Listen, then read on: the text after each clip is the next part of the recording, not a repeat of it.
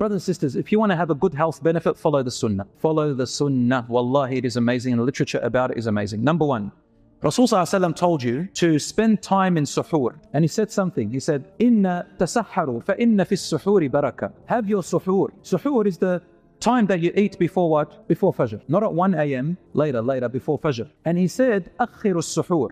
Delay your suhoor. Some people take it literally. They say, delay my suhoor to the last minute before the adhan. No, he's saying delay as in take your time, wake up earlier, but do it towards the end, like closer to Fajr. And tasahharu, have a good suhoor. فَإِنَّ فِي السُّحُورِ barakah. In suhoor there is barakah. Now in English we say barakah is what? Blessings. But the meaning of the word literally in Arabic, barakah, means when something yabruk. Yabruk means it lasts, it stays. What stays? In other words, have suhoor, for in suhoor there is a lasting good effect that stays with you. And that is why we say, donate from your wealth, it will have barakah. Earn your wealth in halal, it has barakah. Marry in halal, your marriage will have barakah. What does barakah mean? It means the goodness of it stays and lasts. It doesn't mean Allah gives you more money. It doesn't mean Allah makes you a Superman. No, it means whatever goodness is in it will last. It won't run out very quickly. So in suhoor it will last. What will last? Your health. In suhoor, but you got to have good suhoor. You got to avoid the oily stuff, the fried stuff. You've got to avoid the sugars, right? Processed food in suhoor and in iftar. And that's why some people don't find the health benefits or even the spiritual benefits. Because in suhoor, some don't even have suhoor.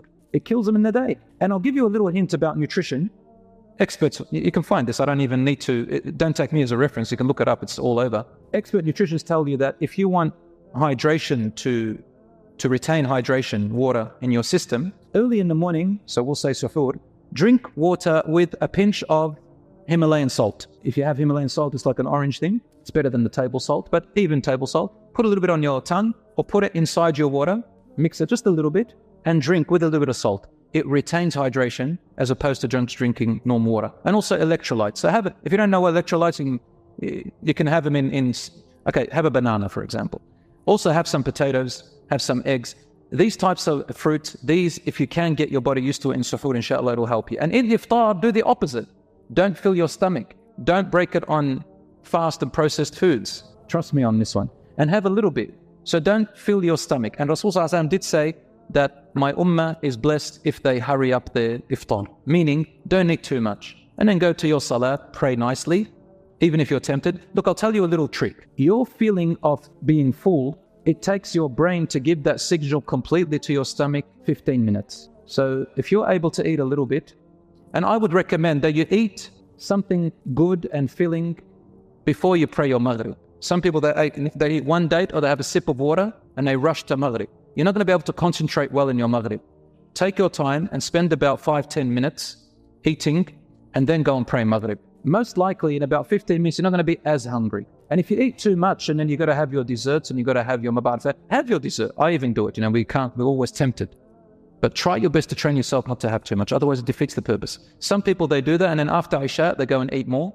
That's another good way, but just eat healthy, inshallah, as much as you can. So brothers and sisters, this is the barakah. Finally, the way that your fasting affects your body is that there are these, as I told you, these cells that come out of your immune system. What they do is if they stay long in your body, those cytokines, they become inflammatory. They cause you inflammation inside your body, so toxic.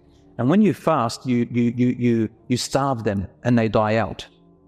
So you actually flush out toxins from your body. The other thing that fasting does for you, there's a cell called macrophages. Have you ever heard of macrophages? So these macrophages, what they do is consider them like a rubbish bag, like the rubbish truck. It comes, it's a big cell, and it attacks bacteria, viruses, and microbes. And literally takes them and throws them out of your body. They stay in your body for a long time. SubhanAllah, it incites them, increases them. Another one that it increases is something called microbiomes. Microbiomes is name for good bacteria in your body. Good bacteria in your body helps regenerate damages in your other cells and in your other organs. They live very long, so you can't starve them, and they help you against the risk of infection. It also increases the resistance to stress. A lot of us stress a lot, and it's bad for your well-being. Did you know that when you fast, it reduces your stress and it helps you to resist stress? I mean, Figure that out. Even when you look at our behavior, if you're hungry, you got no energy or time to bother with little things. There are things that when we've eaten, we start making trouble with and stresses us out. When you're hungry, remember, how many things do we can't be bothered with unless you're satisfied. So there's a resistance to stress, and it also has an antioxidation, meaning it fights oxidized stuff, basically unstable molecules inside your body. Again, let's call them toxins, and they're also called free radicals. They're the stuff that lingers around in your body that does you no good except does you harm, and it leads to cell and tissue damage. And what happens is that when you fast, you have an antioxidation, so it kills them off.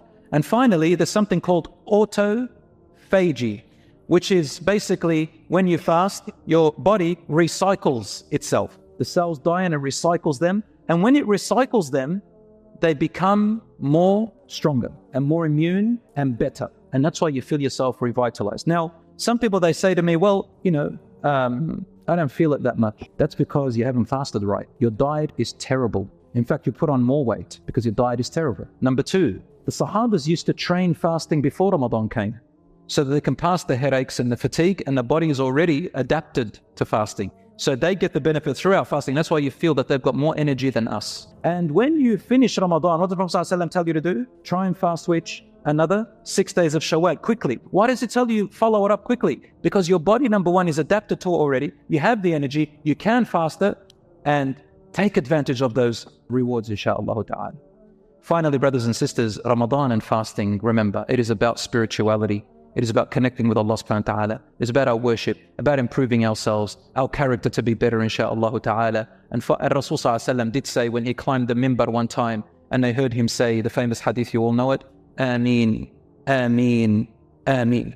They said to him, Ya Rasulullah, why did you say Ameen 3 times? He said, Jibreel alayhi salam came to me and he made dua for 3 things. Number 1, he said, may his nose be rubbed in dust. In other words, he is truly a loser.